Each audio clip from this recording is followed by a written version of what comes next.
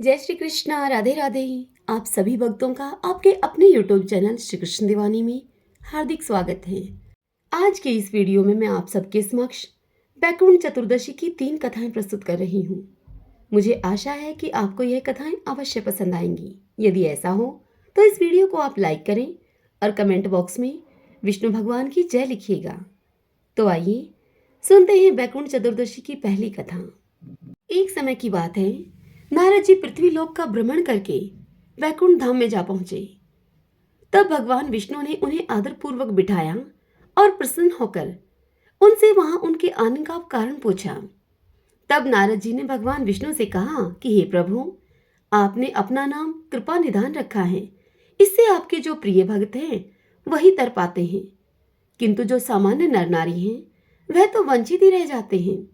इसलिए आप मुझे कोई ऐसा सरल मार्ग बताइए जिससे कि सामान्य भक्त भी आपकी भक्ति करके मुक्ति को प्राप्त हो सके। नारद जी की इस बात को सुनकर विष्णु भगवान उनसे बोले, हे नारद, कार्तिक शुक्ल पक्ष की चतुर्दशी को जो भी नर नारी इस व्रत का पालन करेंगे और श्रद्धा भक्ति से मेरी पूजा अर्चना करेंगे, उनके लिए स्वर्ग के द्वार साक्षात खुले रहेंगे।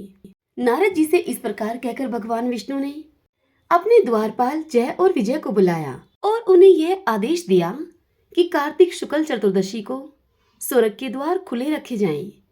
और फिर नारद जी से भगवान विष्णु कहते हैं कि हे नारद, इस तिथि में जो भी भक्त मेरा थोड़ा सा भी नाम लेकर पूजन करेगा वह सीधा बैकुंठ धाम को प्राप्त करेगा। श्रीमन नारायण नारायण हरि हरि, भजमन नारायण नारायण हरि हरि। आइए भगतजनों, अब हम बैकुंठ चतुर्दशी की दूसरी कथा सुनते हैं। पूर्व काल की बात है, अवंतीपुरी में धनेश्वर नाम का एक ब्राह्मण रहता था। वह ब्राह्मणों उचित कर्म से भ्रष्ट, पाप प्रायण और खोटी बुद्धि वाला था। रस, कंबल और चमड़ा आदि बेचकर तथा झूठ बोलकर वह अपनी जीविका चलाता था। उसका मन चोरी, वैश्यागमन, मदिरापान और जुए आदि में सदा ही आसक्त रहता था। एक बार वह खरीद बिक्री के काम से देश देशांतर में भ्रमण करता हुआ महिष्मतीपुरी में जा पहुंचा, जिसकी 4 दीवारियों से सटकर बहने वाली पाप नाशनी नर्मदा नदी सदा ही सुशोभित होती रहती है। वहां कार्तिक का व्रत करने वाले बहुत से मनुष्य अनेक गांवों से स्नान करने के लिए आए थे। धनेश्वर ने उन सभी को देखा। कितने ही ब्राह्मण स्नान करके यज्ञ और देव पूजन में लगे हुए थे। कुछ लोग पुराणों का पाठ करते और कुछ लोग उन्हें सुनते थे। कितने ही भक्त नाच गान, दान और वाद के द्वारा भगवान विष्णु की स्तुति में संलग्न थे। धनेश्वर प्रतिदिन घूम घूम कर वैष्णवों के दर्शन करता, उनका स्पर्श पाता और उनसे वार्तालाप करता था।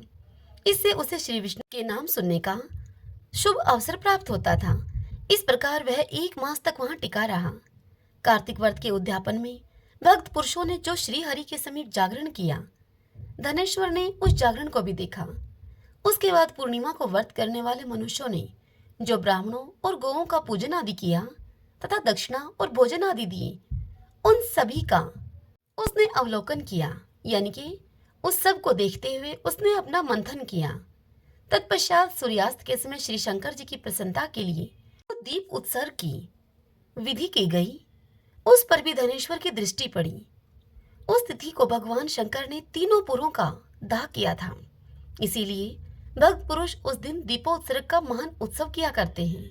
इस कथा को सुनाते हुए भगवान श्री कृष्ण सत्यभामा से कह रहे हैं कि हे सत्यभामा, जो मुझ में और भगवान शिव में भेद बुद्धि करता है उसके सारे पुण्य कर्म निष्फल हो जाते हैं।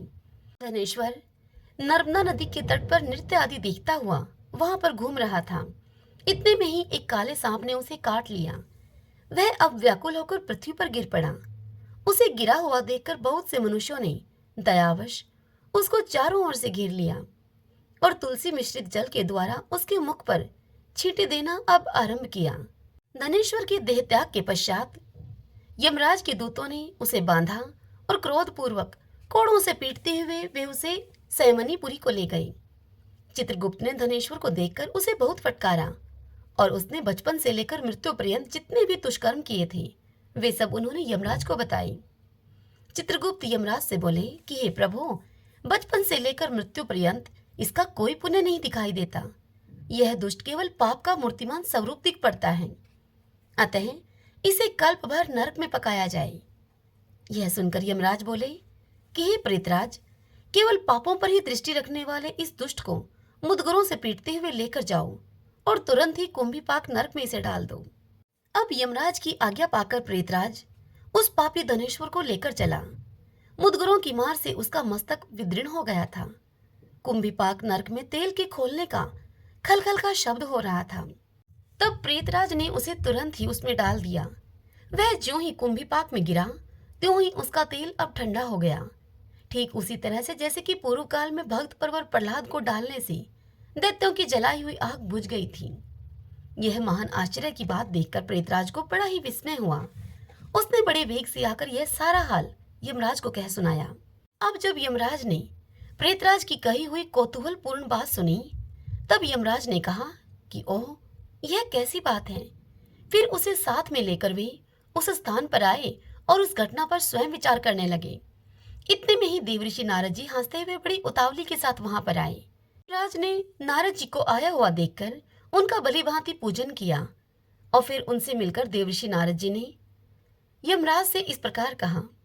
नारद जी यमराज से बोले कि हे सूर्य नंदन, यह नरक भोगने के योग्य नहीं है, क्योंकि इसके द्वारा एक ऐसा कर्म बन गया है जो नरक का नाश करने वाला है।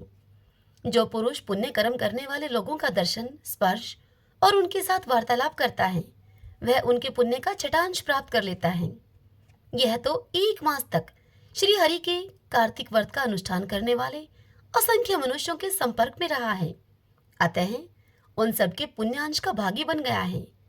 उनकी सेवा करने के कारण इसे संपूर्ण व्रत का पुण्य प्राप्त हुआ है, अतः इसके कार्तिक व्रत से उत्पन्न होने वाले पुण्यों की कोई गिनती नहीं। कार्तिक व्रत करने वाले पुरुषों के बड़े से बड़े पातकों का भी भक्त वत्सल श्री विष्णु भगवान पूर्ण रूप से नाश कर डालते हैं। और इतना ही नहीं, अंतकाल में वैष्णव पुरुषों ने तुलसी मिश्रित नर्मदा के जल से इसको नहलाया भी है और इसके अंत समय में इसे श्री विष्णु भगवान के नाम का श्रवण भी कराया है। इसीलिए इसके समस्त पाप अब नष्ट हो गए हैं। अब धनेश्वर उत्तम गति को प्राप्त करने का अधिकारी हो गया है।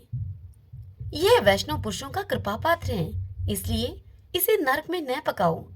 इसको अनिच्छा से पुण्य प्राप्त हुआ है, इसीलिए यह यक्ष योनि में रहे और संपूर्ण नरकों के दर्शन मात्र से अपने पापों का भोग पूरा कर ले।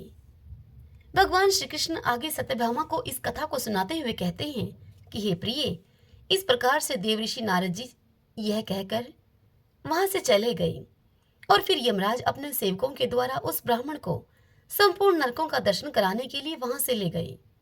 इसके बाद यम की आज्ञा का पालन करने वाला प्रेतराज धनेश्वर को संपूर्ण नरकों के पास ले गया और उन सभी नरकों का अवलोकन कराता हुआ धनेश्वर को उसने सभी विस्तार पूर्वक बतलाया कि क्यों और किस कारण से किस नरक की प्राप्ति होती है। और फिर अंत में कहने लगा कि हे धनेश्वर, तुम्हें कार्तिक व्रत करने वाले पुरुषों का संसर्ग प्राप्त हो चुका था, इसीलिए अधिक पुण्य राशि का संचय हो जाने से नरकों के कष्ट से तुम्हें छुटकारा मिल गया। इस कथा को सुनाते हुए भगवान श्री कृष्ण सत्यभामा से कहते हैं कि हे सत्यभामा, इस प्रकार प्रेतराज धनेश्वर को नरकों का दर्शन कराकर उसे यक्षलोक में ले गया तथा वहां जाकर वह धनेश्वर यक्ष हुआ।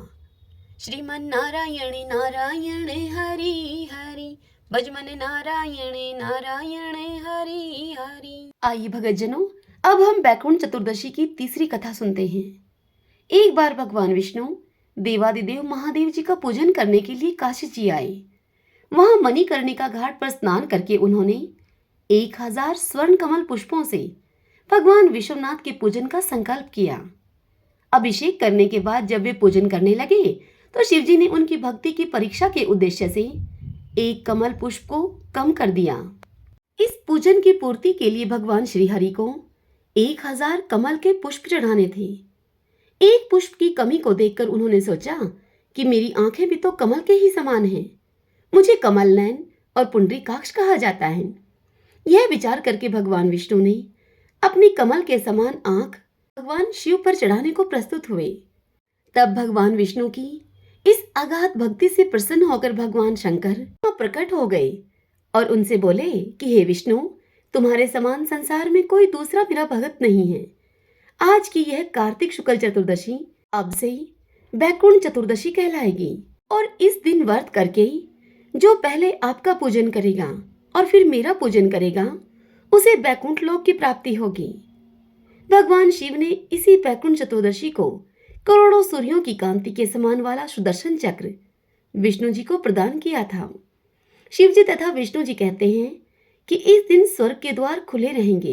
मृत्यु लोक में रहने वाला अर्थात धरती पर रहने वाला कोई भी व्यक्ति जो कोई भी इस व्रत को करता है वह अपना स्थान बैकुंठ धाम में सुनिश्चित करेगा। श्रीमन नारायण नारायण हरि हरि भजमन नारायण नारायण हरि हरि। सभी बोलिए विष्णु भगवान की जय, शंकर भगवान की जय। ओम नमो भगवते वासुदेवाय।